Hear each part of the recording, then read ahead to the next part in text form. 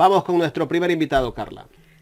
Así es, ya lo tenemos, sí, lo tenemos en pantalla, el ingeniero Elías Hachero. Ingeniero, muy buenos días, gracias por aceptar esa invitación aquí en el programa Los Especialistas. Qué gusto saludarle, mi estimada Carla y Jaime. Y desde luego, mire que esa gran cobertura que tienen, no solamente a nivel de la costa ecuatoriana del país, sino a Nueva York, prácticamente al mundo, a través de la tecnología. Y en ese sentido, para mí siempre será honroso poder compartir con los ciudadanos, con los ecuatorianos de acá del país y quienes están alrededor del mundo en la tarea que asumimos el 14 de mayo. Muy importante responsabilidad con nuestros mandantes y que hoy ya hemos cumplido básicamente los primeros 100 días de trabajo. Qué gusto saludarles.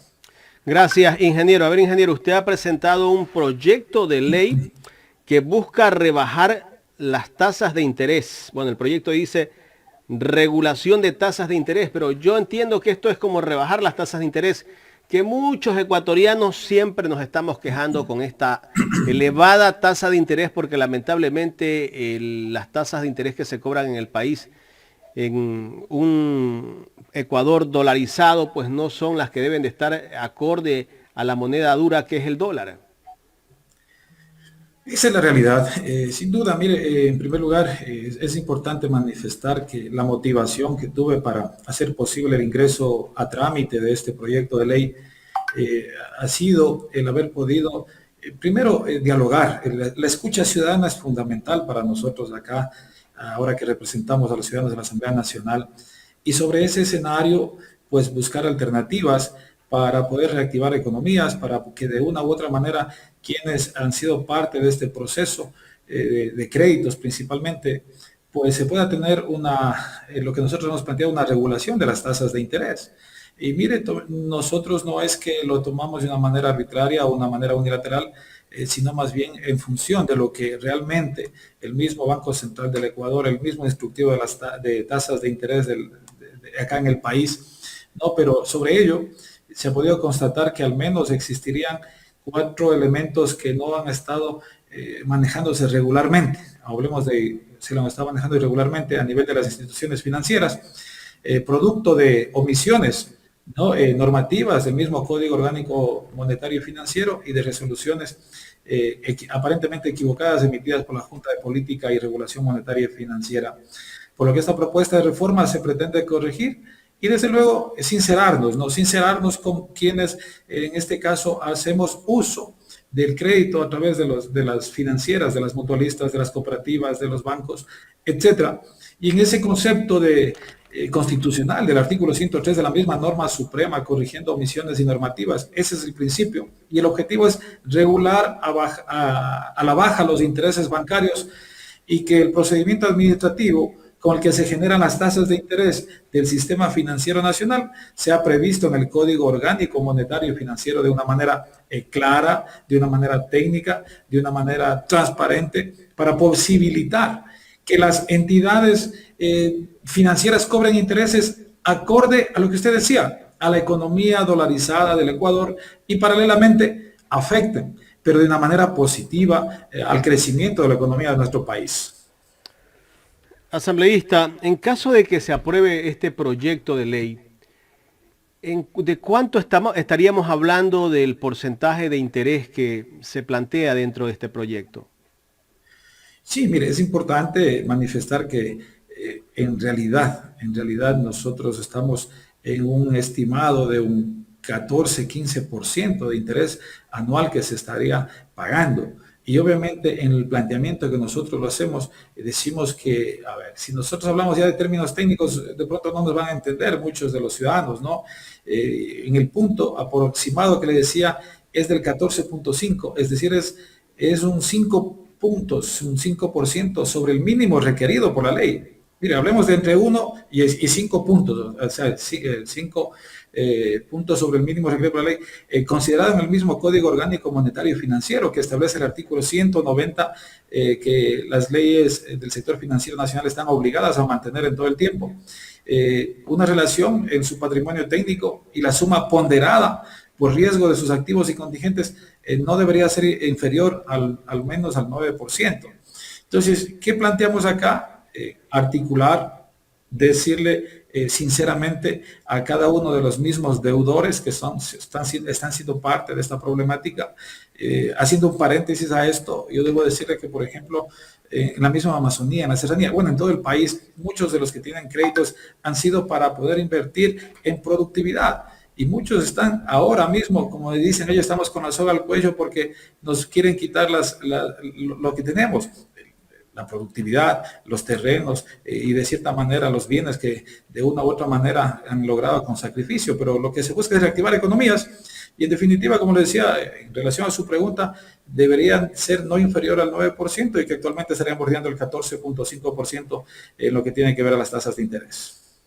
Correcto, yo escuchaba a un agricultor hace un par de semanas que me decía que iba a perder su finca porque no ha podido pagar el crédito que tiene con el Ban Ecuador y que tendrá que volver a ser jornalero porque él hizo un sacrificio, adquirió una finca y lamentablemente dice, ya no tengo otra opción porque no puedo pagar las altas tasas de interés que nos cobran.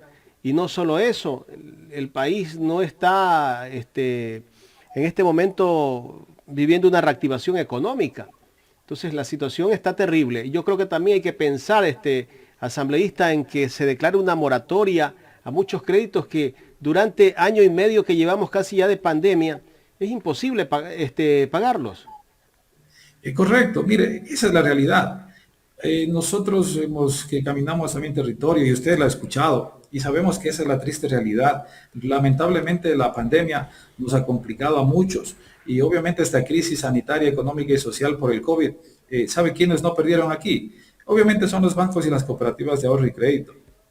Pero lo que nosotros debemos es ser sensibles con nuestros productores, con nuestros emprendedores, con quienes de una u otra manera han establecido un crédito en la finalidad de buscar alternativas para reactivar economías. Es aquella que también genera plazas de empleo. Pero bueno, sobre esos elementos, como ustedes podrán haberse dado cuenta, este proyecto se orienta a corregir ciertas irregularidades, por lo que en el ejercicio de nuestra atribución fiscalizadora, lo que debemos es verificar, investigar estos escenarios y a lo que nos hemos referido, ¿no? Y al tiempo que confiamos en que esta propuesta pueda ser tramitada favorablemente en el legislativo, en espera que el Ejecutivo también, bueno, coordinemos, articulemos y nos apoyemos mutuamente y que de cierta forma también apoyemos a cumplir la oferta de campaña del señor presidente de la República y obviamente el reducir las tasas de interés de los préstamos que otorgan las instituciones financieras al pueblo ecuatoriano nos permitirá dar un respiro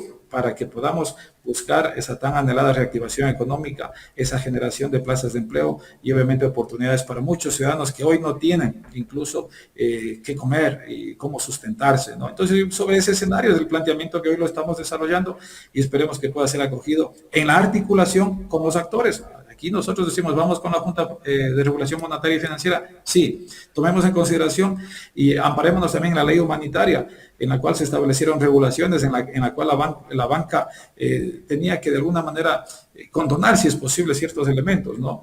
Pero realmente aquí ha sido una crisis que ha afectado ostensiblemente al sector principalmente productivo. Asambleísta, ustedes para la elaboración de este proyecto de ley, ¿tuvieron algún tipo de acercamiento con las entidades que ofertan crédito como para después no tener inconvenientes en el sentido de dirimir el proyecto de ley? Porque si bien es cierto, la banca nunca pierde, es lo que decimos pues los ciudadanos y lo que decimos los ecuatorianos. ¿Tuvieron algún tipo de acercamiento con ellos? ¿Saben cuál es la postura de ellos, tomando en consideración que todos tenemos que apoyar a la reactivación económica del país? Sí, de hecho, básicamente en el concepto de socialización hemos participado con algunos de los sectores involucrados y obviamente este abanico que se apertura a partir de la presentación de este proyecto nos permitirá mucho más aterrizar en la realidad de los distintos no beneficiarios, sino usuarios de los servicios, en este caso que son parte del sistema financiero nacional. Entonces, cuando hablamos de los actores, aquí el afán siempre será construir aquello que permita, a través de la ley o de la reforma de los proyectos de ley, o corregir ciertos factores en la única finalidad de que nos sinceremos con los ecuatorianos.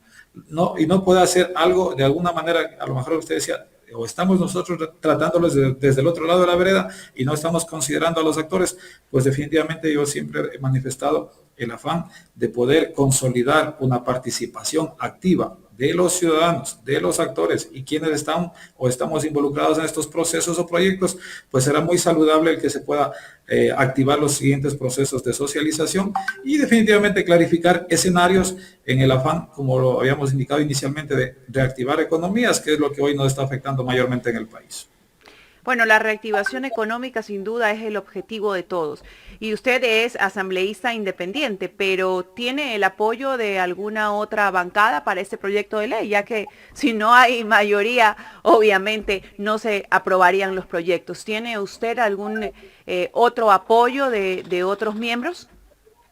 Sí, de hecho, a ver, en el procedimiento interno, en el planteamiento que nosotros decimos, primeramente se establece a través de la unidad técnica legislativa, quien revisa que todos los elementos estén considerados en este factor y se enmarcan obviamente en la parte técnica, en los objetivos del plan de desarrollo, también cumple los objetivos de desarrollo sostenible de la Agenda 2030 de las Naciones Unidas. Todos esos factores internos lo revisa la unidad técnica legislativa y obviamente se adjunta con el apoyo de alrededor de 20 firmas de las distintas bancadas, adicionalmente a la socialización que lo hemos desarrollado con varios de los asambleístas. Entonces, yo debo también agradecer la predisposición de prácticamente las bancadas que son parte acá de la Asamblea Nacional, quienes están respaldando esta propuesta y que paralelamente ya se establecerá el mecanismo para determinar en qué comisión aterrizaría este proyecto, esta propuesta de ley, proyecto de reforma de ley de Código Orgánico Monetario y Financiero para poder viabilizar progresivamente lo que corresponde conforme a la Ley Orgánica de la Función Legislativa. Asambleísta, en otro tema que también va de la mano con esto, sabemos que el Fondo Monetario Internacional va a hacer la entrega de un bono solidario a diferentes países, ¿no? Con el objetivo de que lo puedan utilizar de la forma que ellos quieran y es un bono que luego no tienen que devolver. Y tomando en consideración que hablamos de las tasas de intereses, ¿usted considera que este bono debe de ser invertido en proyección de incremento al circulante del país y incentivos para la reactivación económica? Porque de ahí parte, ¿no? Si yo inyecto este capital para el circulante, obviamente voy a tener personas, ciudadanos que de una u otra forma quieren acceder a préstamos para empezar a mover un poco el área comercial. Entonces, ¿considera usted que este proyecto de ley es importante en función de que se inviertan esos recursos, que es posible que se inviertan en el tema de reactivación económica? Sí, yo creo que, a ver, aquí lo fundamental acá en el país y en el mundo es ver qué alternativas le damos no solamente al ciudadano, sino a los distintos actores para poder reactivarnos económicamente. Y desde luego, estos insumos complementarios, ¿no? Y obviamente lo que ha manifestado el señor presidente de la República, cómo nosotros trabajamos con el mundo y el mundo aterriza en el Ecuador. Entonces, creo que son oportunidades importantes y de hecho el cómo inyectar recursos para poder reactivar economías, para poder fortalecer emprendimientos, para poder dar oportunidades adicionales a los distintos actores, pues será fundamental. Entonces, aquí lo que falta, como alguien decía vulgarmente, aquí lo que falta es plata, hay voluntad, hay actitud, tenemos todas las condiciones, pero realmente si no hay algún capital semilla en los distintos actores, en los mismos jóvenes, se ha terminado de aprobar una ley para el emprendimiento juvenil, ¿no? Estamos trabajando en otros proyectos complementarios, pero lo fundamental será de ver qué alternativas, y obviamente en ello nosotros hemos dicho desde la Asamblea Nacional, en el afán de darle gobernabilidad al Ecuador, en el afán de poder poner el hombro, el Ejecutivo, el Legislativo y todos los sectores, ver qué espacios complementarios nosotros podemos tener y si se trata de recursos, sin duda, hacer la mejor inversión para poder salir de esta crisis. Mire, el tema, hablamos del tema de salud, que de una u otra manera se ha superado la expectativa inicial, pero ahora viene la siguiente etapa. Y ahí vendrán leyes también a la Asamblea Nacional en las cuales tendremos el compromiso, los asambleístas, de buscar no solo aprobar el presupuesto general del Estado o la reforma presupuestaria, sino más bien ver por dónde va la política pública, hacia dónde está encaminada la reactivación económica, por qué escenario nosotros buscamos lo que dice el pueblo.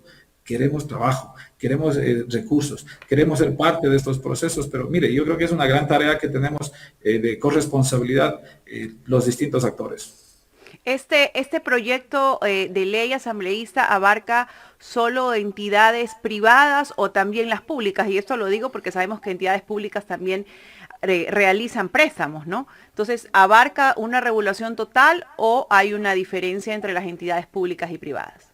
No, pues lo que nosotros buscamos es trabajar sobre las normativas del Código Orgánico Monetario y Financiero y obviamente en función de la Junta de Políticas y Regulación Monetaria y Financiera, que abarcaría estos escenarios, ¿no? Públicos, privados y los que sean prácticamente, como habíamos dicho, en el tema de socialización de las mesas de trabajo, de la visualización del escenario que no afectaría, sino buscaríamos establecer correctivos para que el proyecto de ley, en el afán de regular las tasas de interés, pues tengamos ese sinceramiento. Eso es lo que yo les decía en algún momento.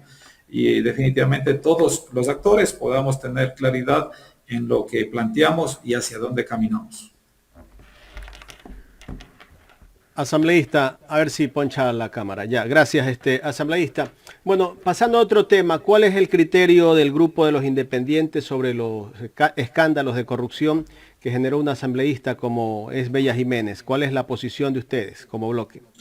Sí, yo creo que hemos hecho un planteamiento público y hemos dicho hay que trabajar arduamente en lo que le ha hecho tanto daño a la institución y fundamentalmente están en estos temas de corrupción, en temas que están prácticamente reñidos con la ley y creo que es el momento oportuno para clarificar y lo que se ha dicho para depurar si es posible la Asamblea Nacional.